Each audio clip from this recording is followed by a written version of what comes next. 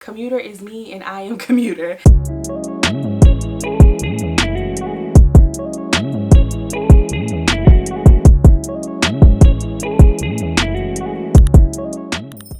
Hey crew, welcome back to my channel for another flight attendant video. For those of you who are new, my name is Bridgette. I'm a New York City based flight attendant for a US carrier, and today we're going to talk all about airline lingo, so stay tuned.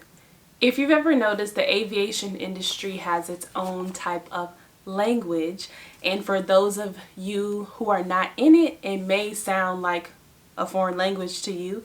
So I thought, why not share some commonly used terms? So the terms that I'm sharing are in no particular order, and I just want to do a disclaimer and say that these are the terms that I am familiar with based off of the airlines that I have worked with currently or in the past. Some airlines may consider these words or have different words for these terms, and if that is the case, comment them down below what your airline calls these specific terms. So let's get into it. First one is IFE, and that technically isn't like an airline term. It means in-flight entertainment. So that is like the screens on the back of the seats. They're called IFE. Next is oversold. Now, when you're commuting or you're non-revving, you don't want to be in an oversold situation. And that basically means that there are more paid passengers than there are seats. So when you're in the airport and you hear, "Ladies and gentlemen, we are offering $1,000 for 3 passengers to take the next flight to Charlotte, which is at 7 p.m. If you have flexible travel plans and you are interested in this, we can offer you a $1,000 Visa gift card." that is an example of oversold situation. So they have more passengers than they have seats. And in that case, they try to get people to take a later flight that has vacant seats. Next word is ground stop. This is something that I hate hearing when I am commuting, because a ground stop basically means that no flights can take off at that airport or land at the airport. So you could be flying, say in my example, from DC to New York, and it's fine in DC, but it is a storm in New York and there's a ground stop. That means that they're not letting flights take off to head to the destination because no one's taking off or landing. Next word is deadhead. We love to see a deadhead on our rotation. Deadhead me all day, because deadhead is basically when you fly as a passenger but you are still considered working crew and you are still getting paid.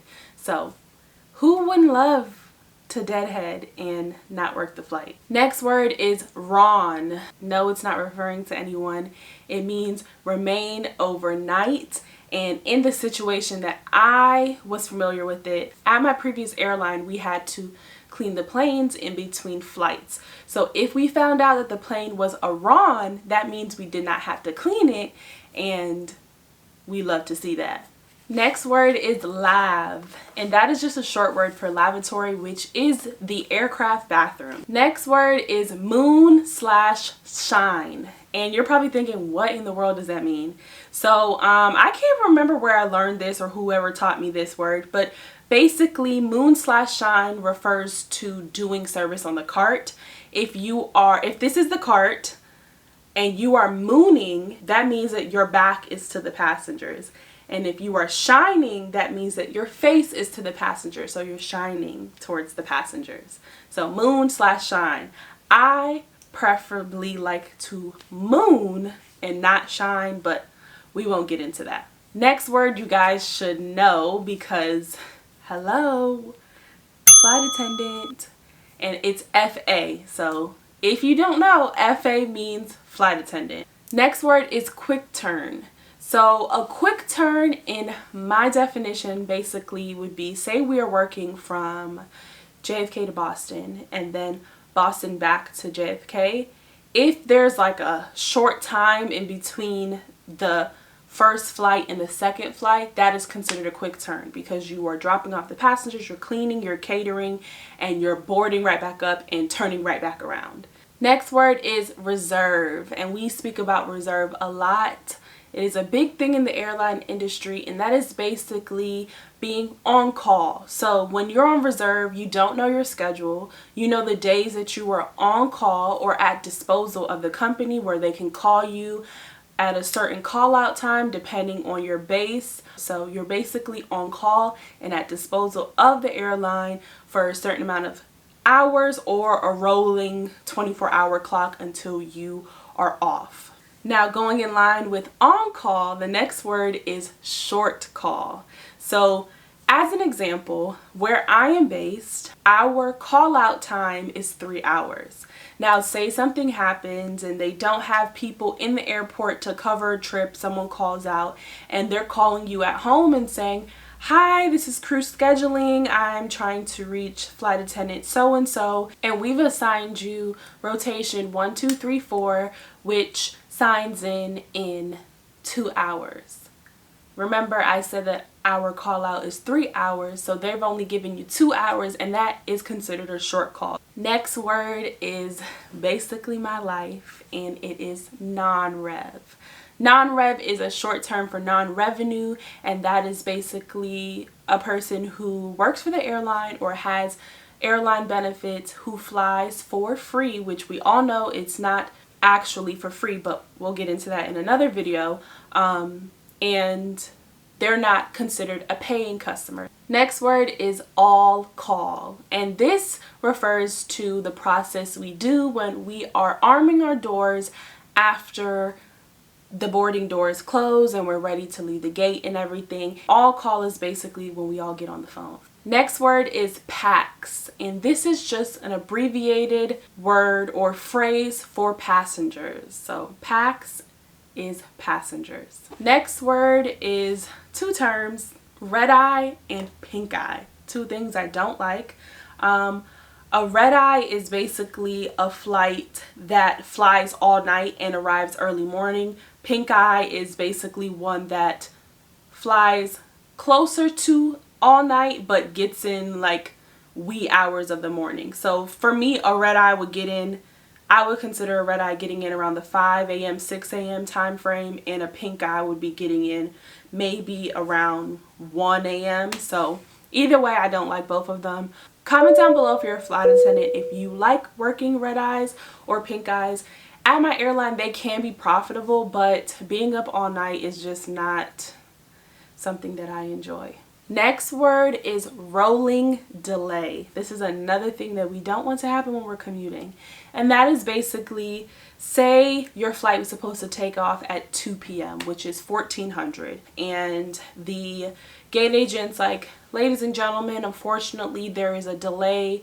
The aircraft is still inbound and we are now delayed until 5 p.m. So that's the first delay announcement you get. Now, say it's around 4:30 and the gate agent comes back and is like, "Unfortunately, ladies and gentlemen, again, I'm coming back to inform you that we are still delayed and the departure time is now 7 p.m.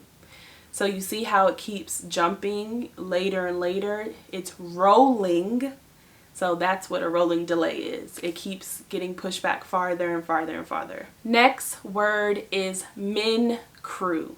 And this stands for minimum crew. If you didn't know, based on the aircraft, there is a legal number of amount of flight attendants that have to be working that aircraft in order for it to legally go out. So that is considered the minimum crew for the aircraft. You can have above that amount as long as there's seats for the flight attendant, jump seats for the flight attendant to sit in, but you cannot have below that amount. Next word is IROP. And IROP stands for irregular operations. This is when there is a weather system going through. There may be a glitch in the system. Basically, when the operation is not running properly and there's delays and cancellations and things of that sort. Next word is JETBRIDGE.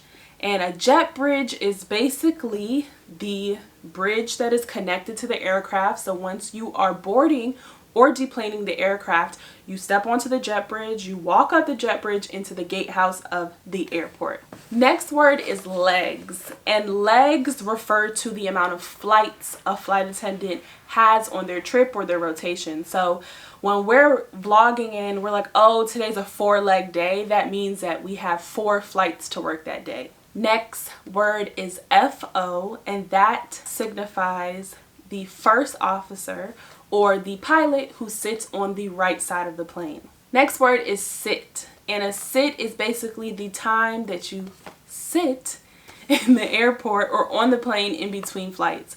So you may have 3 legs today and you work the first flight and you have a 2.5-hour sit. So that means that you are sitting in the airport for 2.5 hours before working the next flight. Next word isn't technically a word, and it's more of a term, and it is going illegal. So if you guys didn't know, there is a certain amount of hours that we can legally work for a day, and going illegal basically means we're approaching that mark. So once we hit that time, you are considered illegal and you cannot work or continue on with the rotation. There are different stipulations that can change or alter that, but we don't need to get into that. Next word is ferry flight, and this is another thing we love to see. I've only worked, I think, 2 or 3 ferry flights in my whole time of being a flight attendant across all the airlines that I've worked with. And a ferry flight is basically when you work a flight that has no passengers. It is very rare, but when you do get them, it's like a wonderful experience. Next word is crew scheduling, and if you watch my vlogs or any flight attendant vlogger or airline crew vlogger, you will hear the word crew scheduling, and that is basically the people who call us and notify us of any changes in our trips. If we are on call and they're notifying us of an assignment, anything that deals with working, we hear from crew scheduling. Next word is CA, and that stands for captain, and that is the pilot that sits on the left side of the aircraft. Alright crew, so that is the end of this video. If you've made it to the end, thank you so much for watching, and comment down below any terms that you know are used in the airline industry and what they mean. So as always, stay safe and see you soon.